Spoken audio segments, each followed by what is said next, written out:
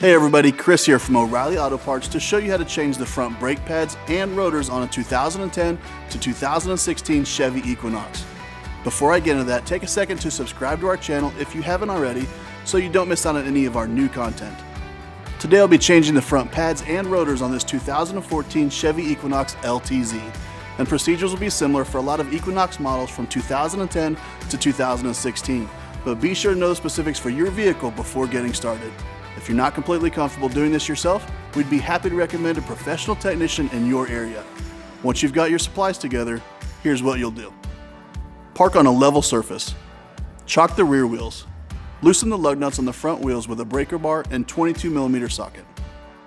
Jack up the front end and put it on stands.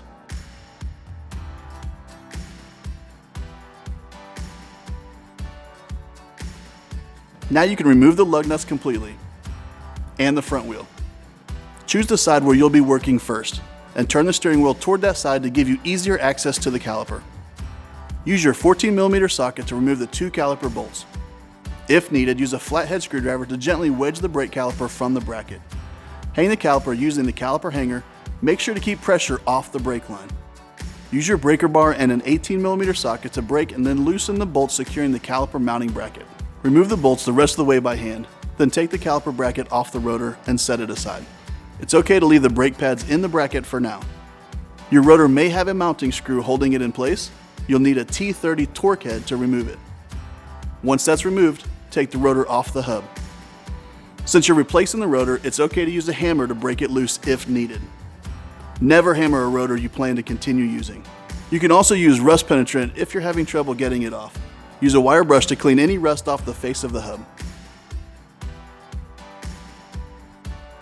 Once it's clean, apply some of your 100% silicone grease to the hub before installing the new rotor.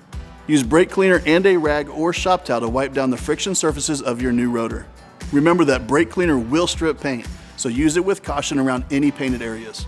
Once you've wiped down both sides of your new rotor, put it in place on the hub.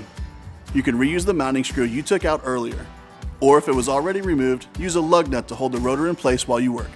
Remove the old brake pads from the caliper bracket and take out the old brake hardware. You can use your flathead screwdriver to pry the hardware off if needed. Use your brake cleaner to thoroughly spray down your caliper mounting bracket. Don't use a wire brush on this bracket. If it's rusty where the brake hardware rides, it needs to be replaced. Use your silicone grease to lubricate the caliper mounting bracket where the new hardware will ride, and install the hardware. For this application, the two pieces of hardware are identical, so they can be installed on either side. Remove the caliper guide pins and wipe off the old grease with a shop towel or rag. Replace the pins if they're pitted or rusty. Apply fresh silicone grease and reinstall them, making sure they move freely. Now you can reinstall the caliper mounting bracket and finger tighten the bolts. Use a torque wrench and your 18mm socket to tighten these bolts to 140 foot-pounds. If your new pads do not come with a piston plate, transfer it from the old pad to the new one after cleaning with brake cleaner and a rag. Apply a small amount of silicone grease where the brake pads will ride on the hardware, and install the pads in the bracket. You can also apply some grease to the back of the pads to make them easier to remove next time. Now clean the exposed portion of your caliper piston with brake cleaner and a towel or rag. If the rubber boot is cracked or if there's brake fluid leaking, the caliper needs to be replaced.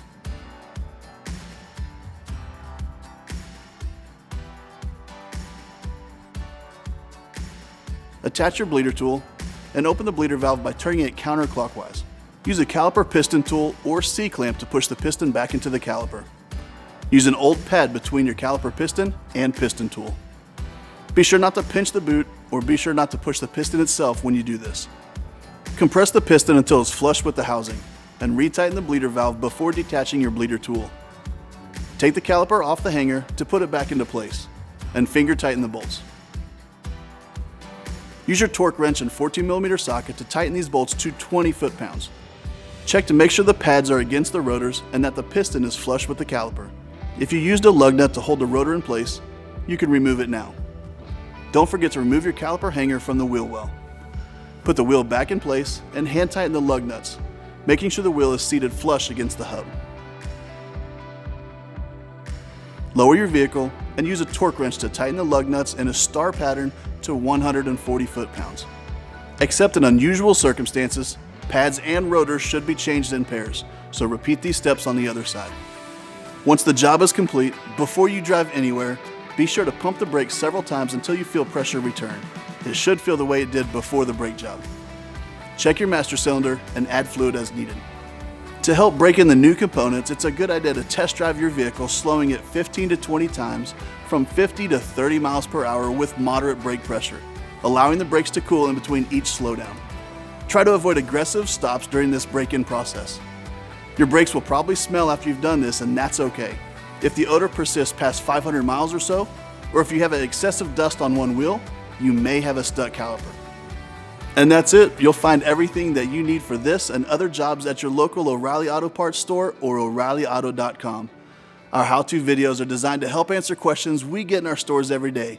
If you found this one helpful, subscribe to our channel to get all the latest. We'll see you again soon.